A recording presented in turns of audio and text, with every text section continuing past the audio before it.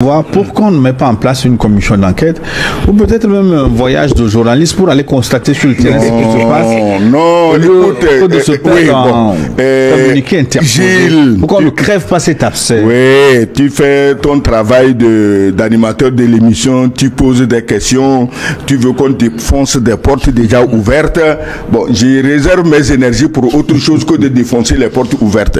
Mais quand on donne les positions GPS, est-ce qu'on a besoin d'avoir une délégation? Oui, mais ça c'est une partie qui a donné les positions. Quand on donne les noms, est-ce qu'on a besoin d'aller chercher? Quand on donne les dates, maintenant j'aimerais qu'on me dise que ce que Tiani a dit, les coordonnées GPS qu'il a données sont fausses. Voilà. Que l'endroit là n'a jamais existé au Bénin. Est-ce que quelqu'un a dit ça? On a dit tel jour, telle heure, à tel endroit, on a tenu telle réunion et on a dit le nom de qui opérait la réunion. Je croyais que le communiqué des 4 larrons va dire non, il n'y a pas un général ou un colonel qui s'appelle comme ça. Et tel jour, ce colonel a des alibis, il était en Papouasie-Nouvelle-Guinée pour chasser du bison. Alors, il ne pouvait pas être là-bas à la réunion à Accra ou ailleurs. Non, on n'a pas. Et ce que la CEDEAO a fait, ce n'est pas un démenti, c'est une honte. Elle s'est honnie elle-même. On dirait qu'elle n'a pas des éléments capables devant une crise aussi aiguë de concevoir une réponse. Il n'y avait même pas de réponse. Vous le faites, on vous voit, on vous dénonce. Mais je dis ceci, que Tiani a fait un travail de salubrité publique. Il veut mettre en sécurité tous nos pays parce que toute guerre dans l'AES implique une guerre généralisée dans la CEDEAO. Dans cette première partie, nous entrons dans un moment critique de l'histoire sécuritaire et géopolitique du Sahel. À travers une interview puissante et sans détour, le président Abdourahmane Tiani expose les menaces graves qui pèsent sur le Niger et sur l'Alliance des États du Sahel, AES, composée du Mali, du Burkina Faso et du Niger. Les nations sahéliennes, désormais en état d'alerte maximale, font face à ce que le président décrit comme une stratégie d'encerclement orchestrée par des voisins comme le Bénin et la Côte d'Ivoire, et soutenue par des puissances internationales telles que la France. Dans ce débat animé par Luc Kumeabalou-Abaki, les intervenants livrent des analyses percutantes. Le journaliste Gilles dénonce une guerre non déclarée contre l'AES, où l'instabilité est délibérément cultivée pour fragiliser ces nations. Son Excellence Sogouyou, ancien ambassadeur, évoque une menace existentielle pour la souveraineté des pays sahéliens, appelant à une réaction immédiate et décisive. Ensemble, ils questionnent jusqu'où ces forces iront-elles pour maintenir leur emprise? Et quelles conséquences pour les populations sahéliennes si ces menaces ne sont pas contrées? Cette vidéo est un appel à comprendre les enjeux mortels qui se jouent dans l'ombre et à réfléchir aux réponses que doivent apporter les nations sahéliennes pour survivre.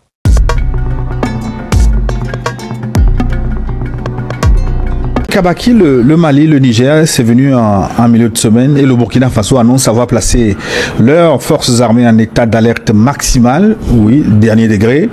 Pourquoi? Ils pensent qu'il y a des manœuvres de déstabilisation à leur porte. Les pays limitrophes, ils ont donné certains noms, notamment le Nigeria, le Bénin, la Côte d'Ivoire. Et les 3 pays du Liptako gourmand, est-ce qu'ils se sont bien assurés du fait avant que de s'inquiéter de la cause, pour parler comme Fontenay, hein? Est-ce que vous avez le sentiment qu'ils sont déprésentés? Non plus. Donc ça veut dire qu'ils ne peuvent pas sortir, ils ne sont même pas dans les affirmations gratuites non plus. Mais je pense qu'il faut revisiter un peu le contexte. Il y a de cela pratiquement un an que les 3 pays, sentant la menace venir, vivant en tout cas toute l'hostilité organisée par la CEDEAO et donc ses complices, ont décidé tout simplement de leur retrait de cette communauté-là. Et donc, quand ces pays ont annoncé donc leur retrait, vous avez vu toute la transe dans laquelle les autres pays, en tout cas de la CEDEAO, sont rentrés pratiquement, ainsi que la puissance occidentale, qui estimait que ce n'était pas opportun que ces pays sortent, etc., etc. Et pourtant, il y avait des éléments matériels assez probants qui justifiaient justement ce choix de sortir de la CEDEAO. Parce que précisément, pourquoi rentre-t-on dans une organisation sous-régionale qui soit plus grande qu'un pays? C'est sans doute pour non seulement préserver les intérêts, mais les amplifier, protéger tout ce qui est relatif aux besoins d'épanouissement et de protection d'un pays et de peuple. Cela dit, on a vu à quel point la CEDEAO, depuis toujours, s'est érigée en frondeur totale contre ces pays-là qui malheureusement, font face quand même à un défi qui est en réalité commun. Je parle du terrorisme. Alors, dans un tel contexte, ils sont sortis et vous avez vu tout ce qu'il y a eu, la conspiration, les attaques frontales, etc., etc. Aujourd'hui, si les trois pays en viennent à dire qu'ils mettent leurs États et leurs armées en état d'alerte maximale, c'est pour une bonne cause. Et c'est fortement justifié. D'autant plus que la CEDEAO, qui se devait tout simplement, lors de sa réunion du 15 décembre, d'acter formellement la sortie donc de ces trois États, joue en prolongation pour dire bon mais écoutez, on va quand même leur accorder encore, on prend acte, mais quand même on accorde 6 mois pour essayer de voir s'il y a cette possibilité pour nous de les ramener dans le giron de notre communauté, etc., etc. Mais attendez, si vous rentrez dans une communauté parce que vous voulez préserver vos intérêts, parce que vous voulez les amplifier, et que cette communauté-là est vraiment une opportunité pour vous, et vous sortez, il n'appartient pas à la communauté de vous courir après, parce qu'en réalité, c'est selon vos intérêts que vous y allez. Et vous trouvez qu'ils constituent une menace, mais il faut tout simplement les libérer, et de sorte que, bon, mais ils puissent se manifester comme des laissés pour compte, et que tout le monde se rende compte qu'ils se sont trompés dans le choix qu'ils ont opéré. Mais au donc, moment, si aujourd'hui, on n'a pas tort de vouloir la conciliation. Tant mieux, mais attends, est-ce que c'est la conciliation en question, est-ce qu'elle doit être verbale ou c'est à travers les actes? J'ai rappelé un certain nombre de faits qui justifient la sortie ou la décision de sortie de ces trois pays-là. Est-ce que la CEDEAO a aujourd'hui les moyens intellectuels nécessaires, moraux et spirituels qui lui permettraient de se corriger d'abord et d'être finalement une institution qui permettrait justement à cette CEDEAO, au pays de l'AES, de retrouver confiance et de se dire qu'on a intérêt à composer avec la CEDEAO en tant que pays membre. Mais non, justement aujourd'hui, la CEDEAO est plutôt dans l'agitation permanente. En tout cas, beaucoup de pays de cette communauté-là semblent plutôt se positionner en frondeur et puis avec une hostilité manifeste. En témoignent toutes les révélations qui ont été faites, je pense qu'on va revenir là-dessus, par le général Tchiani dans la foulée justement de ce communiqué-là, et qui montre qu'en réalité, la CEDEAO n'a pas démordu. Elle est restée logique et cohérente par rapport à son désir de montrer de quoi elle est capable à ces pays de l'AES. Excellence, Sogolou Kegoué, c'est quand même une décision très grave. Mettre les forces armées des trois pays en état d'alerte parce qu'on a soupçonné des manœuvres aux frontières. Gilles, je crois qu'on doit commencer à réfléchir sérieusement et très sérieusement. Finalement, à force de réfléchir, moi, je suis gêné, je suis choqué qu'on parle de la CEDEAO. Parce que les pères fondateurs de la CEDEAO avaient fixé un objectif à cette organisation que nous tous nous connaissons. Entre-temps, l'organisation est morte, mais il y a eu 3 ou 4 compères, la bande des 4, comme ça s'était passé en Chine après la mort de Mao. Il y a eu la bande de 4 chefs de l'Afrique de l'Ouest qui ont récupéré le cadavre de la CEDEAO. Ils ont cousu un grand boubou sur lequel c'est écrit CEDEAO. Ils ont mis ça pour alimenter leurs ambitions personnelles, pour alimenter leurs fortunes personnelles, pour alimenter leur pouvoir personnel. Et ils disent CEDEAO, CEDEAO. Il n'y a pas de CEDEAO. Il y a une ambition de la bande des 4 de semer le bordel dans toute la région ouest africaine. Et ceci, j'en viens à la réponse à ta question. Tu dis les pays de l'AES sont en état d'alerte. Mais tu me fais rire. Les pays qui devaient être en état d'alerte, c'est les faux CEDEAO là. Ils croient que quoi? Ces faux 4 chefs CEDEAO là, les faux CEDEAO là, la bande des 4 là, ils croient qu'ils vont aller attaquer l'AES et puis les gens de l'AES sont là à applaudir. On va tuer les gens de l'AES, on va tuer les militaires de l'AES, on va bombarder les villes, les villages de l'AES et puis rien n'arrive chez eux. Aujourd'hui, si une région où des pays sont réellement en danger, c'est la bande des 4 qui se croient à l'abri et qui auront de très désagréables surprises le jour où ils vont toucher à un seul cheveu d'un pays de l'AES. Mais qu'est-ce que vous croyez? Aujourd'hui, par satellite, on voit tout. On l'a dit et redit ici. On vous dit, la dernière fois à la dernière émission, je vous ai dit, mais comment Comment voulez-vous que l'AES écoute ces gens pour une réconciliation alors qu'ils sont en train d'encercler l'AES avec des bases militaires? Je l'ai dit avant que Tchani ne vienne parler. Je l'ai dit ici. Vous les encerclez avec des bases militaires et vous leur dites venez, on va se réconcilier. Réconcilier comment? Aujourd'hui, le président Tchani est sorti et il nous a donné les détails, les précisions que nous n'avons pas. Aujourd'hui, moi je dis ceci.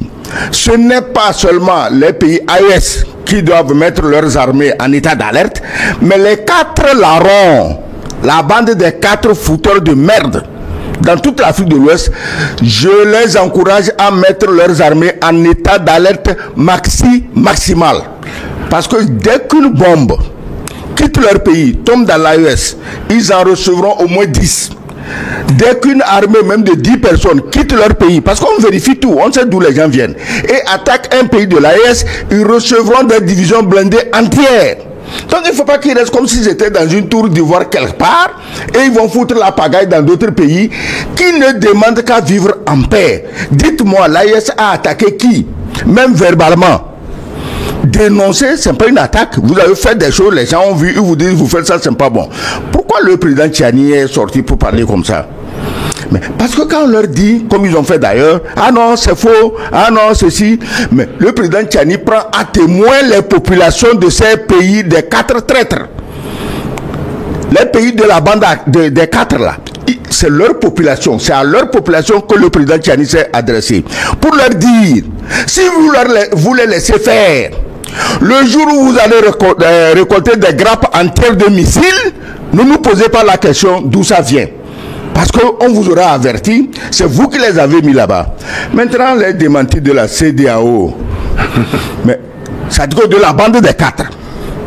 Parce que la soi-disant réponse était destinée à protéger celui qui était le plus directement accusé. Mais Gilles, qu'est-ce que tu crois? Quand un président nègre arrive en France, on mobilise la garde nationale qui fait de la musique, qui chante des chansons soi-disant africaines idiotes et qui danse comme des nègres, mais c'est qu'il y a quelque chose. À partir de là, on devait savoir qu'il y a une trahison en l'air. Parce que qu'est-ce qui lui fait mériter ça, cet honneur indu, cet honneur inhabituel? Est-ce que tu n'as jamais vu la garde nationale danser en France parce que Clinton est allé, l'autre, Zelensky est allé, parce que Trump est allé? Non! Pourquoi on fait ça à un chef nègre?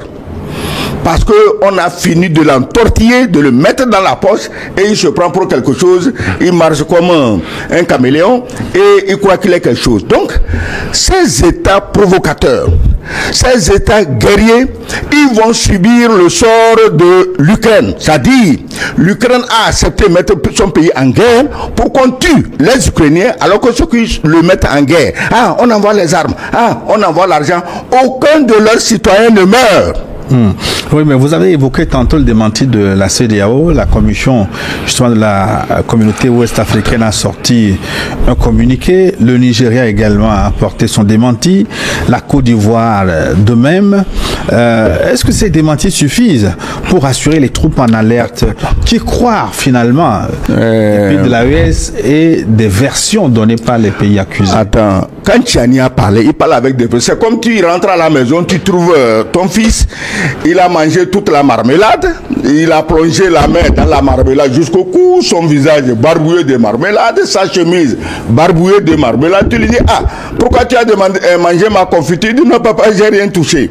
Bon, est-ce que tu as besoin d'autres preuves pour savoir qu'il a touché à quelque chose? Quand les pays là, collectivement ou individuellement, disent, ah, nous on ne soutient pas les terroristes, Gilles, quelque part, il faut leur donner raison. Ce n'est pas les terroristes qu'ils soutiennent. Ils soutiennent les commanditaires des terroristes. Parce que les terroristes, depuis qu'ils sont là, ils n'ont pas de revendication politique, ils n'ont pas de revendication territoriale, ils n'ont pas de revendication économique, ils n'ont pas de revendication sociale à part tuer des innocents. Alors, c'est quelqu'un qui a commandité les terroristes et c'est ce quelqu'un-là que les 4 larrons soutiennent. C'est pourquoi ils disent, nous on ne soutient pas les terroristes. Ils ont raison. Ils soutiennent celui qui sponsorise les terroristes, celui qui a envoyé les terroristes tuer les nègres pour que les richesses des nègres retournent dans sa poche. Voilà la différence, voilà la nuance. Le Kabaki. Mais dans le raisonnement de Tchani, comme l'a dit l'ambassadeur à l'instant, il n'était pas question de dénoncer tout simplement. Il était question d'évoquer les faits de façon chirurgicale, avec des dates, avec des coordonnées géographiques, etc. C'était d'une évidence tellement limpide que je dis, mais écoutez, le général Tchiani quand même, c'est un monument, c'est une bibliothèque. Il a même donné les coordonnées géographiques des bases militaires au Bénin, etc., etc. Face à ces faits, aussi révélés de façon très nette et précise, les démentis dont vous parlez, est-ce qu'ils sont rentrés en contradiction en contradiction avec ce que le général a dit? Non, il s'agissait là des affirmations dans le vague, dans les principes. Eh bien, écoutez, nous on est des pays machin, démocratiques, on ne soutient pas des... Mais écoutez, il était mieux pour la CEDEAO, pour le Bénin, pour la Côte d'Ivoire, pour le Nigeria, de se taire tout simplement. Face à cette évidence-là, quand vous avez fait la dissertation, vous savez que quand on évoque des éléments, vous voulez faire la critique, vous utilisez les éléments point par point et vous apportez le démenti.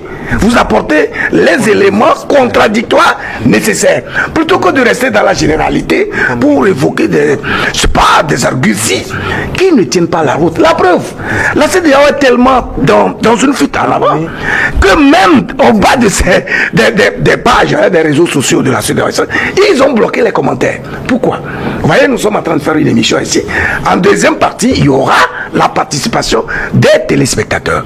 Ça nous permet d'avoir le feedback et donc d'évaluer le niveau de pertinence des argumentations que nous sommes en train de développer ici. Pourquoi donc, si vraiment la CEDEAO est aussi convaincue d'être vraiment dans la pertinence et d'être sincère, elle bloque les commentaires? Prenons 2 ou 3 exemples. Dans le cas précis, par exemple, de la Côte d'Ivoire. Vous vous rappelez le général Lecointre, François Lecointre, qui était l'ancien chef d'état-major de l'armée française, lorsqu'il a fait une interview en France, estimant qu'il était du devoir de la France de revenir dans les pays de l'AES et même de l'espace francophone, parce qu'il estime que les intérêts de la France sont menacés et que si la France doit pouvoir continuer de vivre et de jouir donc de son aura en Afrique, il faut qu'il revienne et qu'il fasse partie de ces régimes-là. Il n'était pas le seul. Il y avait Didier Lecastre, le patron de GEOS, qui clairement nous a dit, à travers, lorsqu'il était entendu par le Sénat français, il nous a dit que depuis décembre 2023, le port d'Abidjan est sous sa gestion, sous la gestion de GEOS. Et que ce soit les opérations en in ou en off, et tout ce qui est lié à la sécurité, etc. Et puis il recommande quoi? Que si la France veut conserver son influence, il faut qu'elle se fasse demander, de sorte à prendre le port d'Abidjan, l'aéroport d'Abidjan, le port Boué et le nord qui est un champ de tir à Abidjan là-bas, pour les transformer en camp multinational de mise en condition opérationnelle, pour que les contingents français, etc., viennent s'organiser là-bas en dissimulant, parce qu'il dit bien, parce que c'était toute une stratégie. Il dit que la stratégie démonstrative et bruyante ne peut plus marcher. Il faudrait que la France aujourd'hui vienne de façon discrète, sans uniforme française, et donc en étant bigarré, mais de sorte à infiltrer tous les secteurs économiques, culturels, militaires, etc., de sorte à pouvoir commencer à recontrôler ça. Mais quand il dit ça, et même Jean-Marie Bockel, qui est l'envoyé spécial de Macron en France, il a fait son rapport. Il a fait une conférence où il dit que lorsqu'il y a eu la crise au Niger en juillet dernier, la France a été capable de mettre à disposition ou bien d'installer en quelques heures 2000 forces françaises à Abidjan. À l'époque, le chef d'état-major de l'armée ivoirienne n'avait pas senti le besoin de démentir ça. Ces 2000 hommes qui ont été mis là, qui sont donc révélés par Jean-Marie Bockel, envoyé spécial de Macron en Afrique, ils sont devenus quoi? Et s'ils sont là, comment donc aujourd'hui le général Tchiani parle donc de toutes les opérations, de toutes les conspirations, et on sent le besoin de démentir ça. Soit installés, c'est une chose, mais qu'ils aient le projet d'aller attaquer. Le rapport était là, juste 2 mots, pour dire, il dit bien, quand il y a eu la crise au Niger, vous vous rappelez la réaction de la France lorsqu'il y a eu le coup d'État au Niger? C'était la France qui était au devant de la scène pour une intervention militaire. Et donc, les 2000 Français qui étaient donc installés à Abidjan avaient pour mission d'intervenir à Niamey. Oui, mais quel type d'intervention? Personne ne sait. C'est très simple. Peut-être pour protéger les ressortissants français. Non. Les soldats français qui sont arrivés à Abidjan, moi, ça ne m'intéresse pas. Mais j'aimerais dire à Gbagbo, à Tidjani Thiam, à quel candidat encore, à Simone. Pardon, Simone Gbagbo. à Simone et Yvette Gbagbo, à l'autre là, Le Goudé. l'homme d'affaires métis là. Comment il s'appelle là? Voilà. Jean-Louis Billon. Jean-Louis Billon, c'est à eux que j'aimerais dire que ce n'est pas la peine de gagner les élections parce que les 2000 hommes sont là pour vous massacrer et donner le pouvoir à qui vous savez. Ils ont déjà fait, ils vont recommencer. Je n'ai pas compris. Je dis, les candidats réels, vrais, qui ont une chance de gagner les élections en Côte d'Ivoire, on a envoyé les 2000 hommes pour que si quelqu'un d'autre que celui de la France gagne, mais qu'on le massacre comme on avait vitrifié Laurent Gbagbo. Ça, c'est vous qui le dites. Attends, c'est des analyses. Une analyse, on dit ce qu'on pense et on dit ce qu'on voit. Et malheureusement, ce que nous disons ici finit par se passer. Donc, il faut mettre ça au conditionnel. Quel conditionnel? Je dis que ça s'est déjà passé. On a bombardé le palais présidentiel à Abidjan, on a sorti un président et on a mis quelqu'un. Et aujourd'hui, c'est les mêmes qui sortent nous dire que ce quelqu'un qu'on a mis n'avait pas gagné les élections. Est-ce que il faut mettre ça au conditionnel aussi? Je dois mettre au conditionnel? Non. Donc, écoutez, moi, il y a quelque chose. Les 4 chefs d'État qui salissent les idéaux de la CEDEAO, parce qu'il faut qu'on les CEDEAO là. Quand on fait ça, on fait qu'ils sont couverts par les autres présidents innocents. Est-ce qu'on n'a jamais cité le Libéria dans cette pagaille? Non. La Sierra Leone? Non. Il y a des pays de la CEDEAO qui sont là, qui ne se mêlent à rien. Mais quand on dit CEDEAO, ça veut dire que tous ces pays qui ne se mêlent de rien, on les met et involontairement, ils soutiennent ce que font les 4 pagailleurs. Parce que tu ne peux pas aller, parce qu'on t'a donné une médaille à Paris, parce qu'on a dansé pour toi, tu viens mettre en danger ta propre population. Je dis, ce n'est pas les États du Sahel qui sont en danger.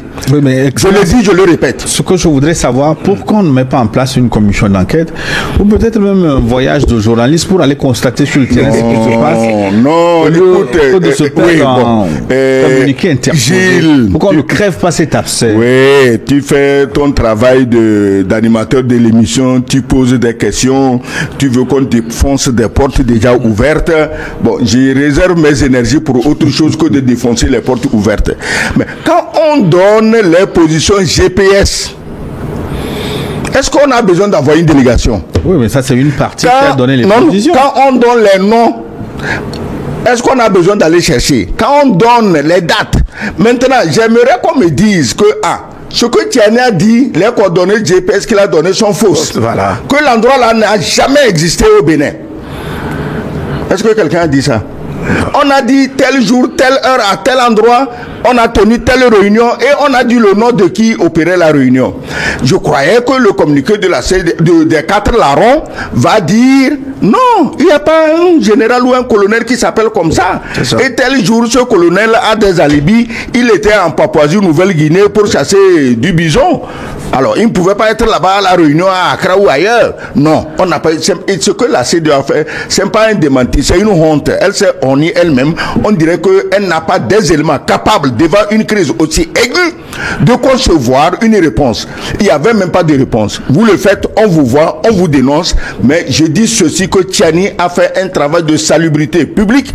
Il veut mettre en sécurité tous nos pays, parce que toute guerre dans l'AES implique une guerre généralisée dans la CEDEAO, parce que les gens qui commanditent ces guerres par personne interposée n'ont pas seulement l'AES dans le viseur. Moi, je suis scandalisé, choqué, attristé de voir qu'un pays comme le Nigeria, qui a survécu par miracle à une division avec le Biafra, qu'aujourd'hui le Nigeria prête main forte à celui qui a voulu lui enlever le Biafra pour saucissonner d'autres pays, oubliant que les ressources énergétiques, gaz et pétrole du Biafra sont encore là, elles sont convoitées, et que celui qui avait fait le Biafra est toujours là, il veut récupérer son Biafra. Qu'est-ce que les gens du Biafra ont dit au moment où on menaçait d'attaquer le Niger? Ils ont dit, ben, si vous attaquez le Niger, nous, on déclenche notre rébellion. Or, si quelqu'un fait une rébellion dans le bassin de delta du fleuve Niger, qui s'appelle Biafra ou autre chose, tu sais que c'est quelqu'un qui va encore l'alimenter en armes. Toi, Nigeria, tu vas faire la guerre au Niger, on te fait la guerre dans le delta du fleuve, on te prend ton Biafra, et après, il te reste quoi? Les Igbo, ils prennent le Biafra. Je l'ai déjà dit ici, les Yoruba vont prendre leur région, les Hausa prennent le nord. Et toi qui as des décorations, des danses à Paris, dis-moi qu'est-ce qu'il te reste pour ton pays? Oui, bon, maintenant les positions sont figées. Cette première vidéo a révélé une vérité alarmante. L'AES, et plus particulièrement le Niger, est au cœur d'un affrontement silencieux mais destructeur. Le président Abdourahmane Tiani a mis en lumière une stratégie d'encerclement méthodique, appuyée par des bases militaires étrangères et des financements occultes, visant à affaiblir la souveraineté des États sahéliens. Les accusations contre la France et ses alliés régionaux, notamment le Bénin et la Côte d'Ivoire, dressent le tableau d'une lutte asymétrique où l'instabilité est utilisée comme arme. Le journaliste Gilles a qualifié cette situation de démantèlement programmé, une tactique visant à réduire les États sahéliens à des entités dépendantes et impuissantes. Son Excellence Sogouyou, avec gravité, a insisté sur l'urgence de réagir avant qu'il ne soit trop tard, rappelant que la souveraineté ne se préserve qu'au prix d'un engagement total. Dans la prochaine partie, nous explorons les solutions envisagées par l'AES, une armée fédérale, une solidarité accrue et une stratégie de résistance collective face à ces menaces existentielles. Ces initiatives seront-elles suffisantes pour faire face à un ennemi aux ressources apparemment illimitées? Restez avec nous pour une analyse indispensable à la compréhension de ce moment charnière pour le Sahel.